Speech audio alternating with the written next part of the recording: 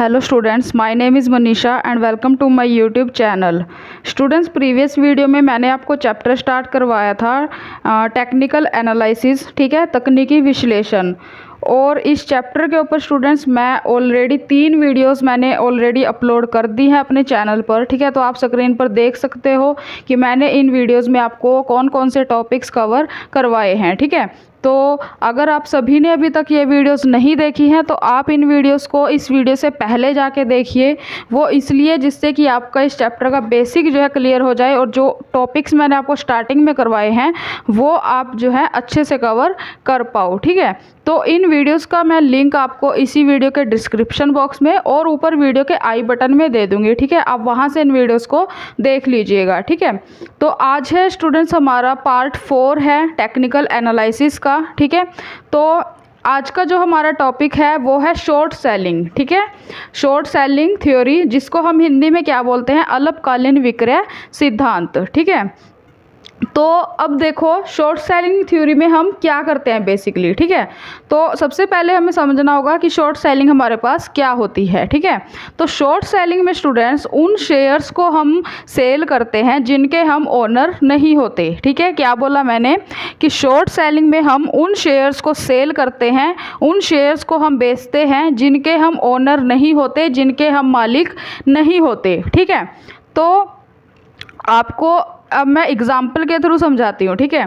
तो for example आप share market में क्या करते हो, वहाँ से आप किसी भी शेयर को पहले बाय करते हो, ठीक है। और जब उसका प्राइस इंक्रीज़ हो जाता है, ठीक है, तब आप उन शेयर्स को जो है सेल कर देते हो, ठीक है। और इसी प्रोसेस से ही आपको प्रॉफिट होता है, ठीक है।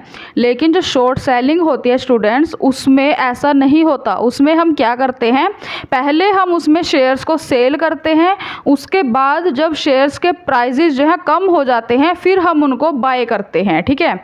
तो आई होप कि आपको समझ आया होगा कि शॉर्ट सेलिंग में हम क्या करते हैं। शॉर्ट सेलिंग में हम पहले शेयर्स को सेल करते हैं, उसके बाद जब प्राइसेस कम हो जाते हैं तब हम उनको बाय करते हैं, ठीक है। तो अब आप सोच रहे होंगे कि हम बाय करने से पहले सेल कैसे कर देते हैं शेयर्स को, ठीक है। तो इस क्वेश्चन का आंसर भी मैं आपको दूंगी इसी वीडियो में, ठीक है।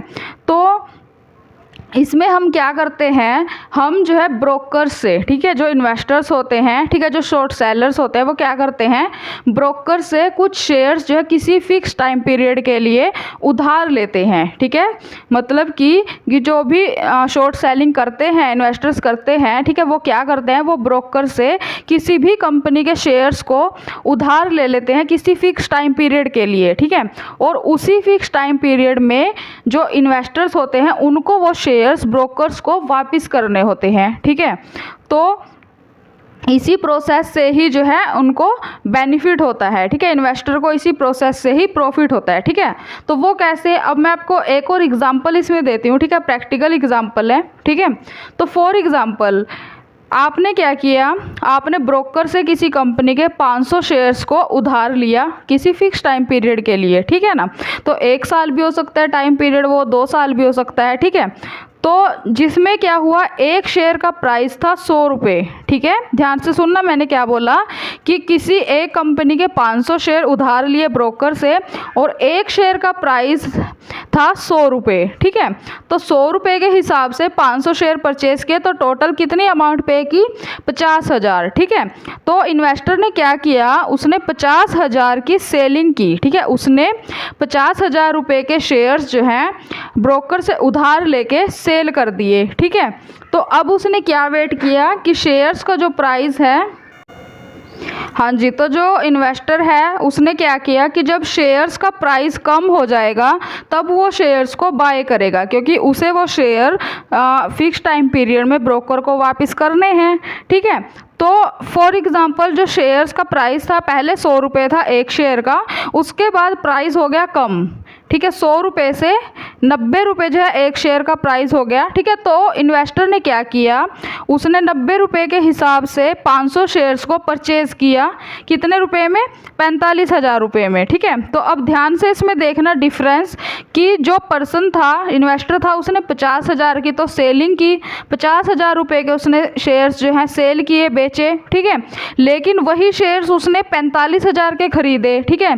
तो अब उसका काम 45 45,000 रुपये में ही हो गया। ठीक है, 45,000 रुपये में ही उसने ब्रोकर के 500 शेयर्स जो है वापस कर दिए। ठीक है, तो इस प्रोसेस में जो इन्वेस्टर था उसको 5,000 रुपये का प्रॉफिट हुआ। ठीक है, क्योंकि 50,000 की उसने सेलिंग की थी और 45,000 रुपये में उसने शेयर्स को परचेज करके ब्रोकर को वापस दे दिया। ठीक है, तो जो बचे हुए 5,000 रुपये थे वो उसका जो है प्रॉफिट हुआ। ठीक है, तो अब देखो, अब इसमें एक क्वेश्चन और उठता है कि क्या हमेशा हमें शॉर्ट सेलिंग करनी चाहिए। ठीक है, तो अब आप में से ज़्यादातर लोगों का क्या आंसर होगा, यही आंसर होगा कि हाँ हमें तो प्रॉफिट हो रहा है तो हमें तो करनी ही चाहिए। ठीक है, शॉर्ट सेलिंग हमें हमेशा करनी चाहिए, लेकिन ऐसा नहीं है क्योंकि इसमें आपको लॉस भी उठाना पड़ सकता है। ठीक है, तो वो कैसे, तो अब देखो, ऐसा तो है नहीं कि जो शेयर्स हैं उनका प्राइस कम ही होगा,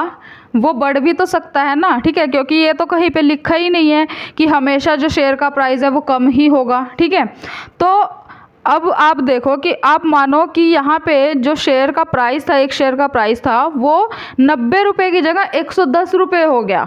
ठीक है, अब आप यहाँ पे 90 रुपये के शेयर वाले ये पॉइंट भूल जाओ, आप याद कर रखो यहाँ पे कि आपने 500 शेयर्स जो है 100 रुपये के हिसाब से ब्रोकर से उधार लिए थे और आपने उनको सेल किया 50,000 में। ठीक है, तो ये पॉइंट आप ध्यान रखो। उसके बाद क्या हुआ, उन शेयर्स का प्राइस जो है वो बढ़ गया। ठीक है, 90 रुपये से 110 रुपये हो गया एक शेयर का प्राइस। ठीक है, तो अब आपको ब्रोकर को वापस करने हैं 500 शेयर्स। ठीक है, तो 500 शेयर्स आपको कितने में पड़े, आपने परचेज किए 110 रुपये के हिसाब से, तो आपको वो शेयर्स पड़े 55,000 रुपये के। ठीक है, तो 55,000 रुपये आपने सेलिंग तो की 50,000 की, लेकिन आपने वो परचेज कितने में किए, 55,000 में। तो जो 5,000 का डिफरेंस आया, ये क्या हुआ, आपका लॉस हुआ, क्योंकि ये 5,000 रुपये आपको अपने पास से लगाने पड़े, क्योंकि आपके पास 50,000 रुपये थे, लेकिन आपके जो शेयर्स हैं आपने परचेज किए हैं वो 55,000 के किए हैं। ठीक है,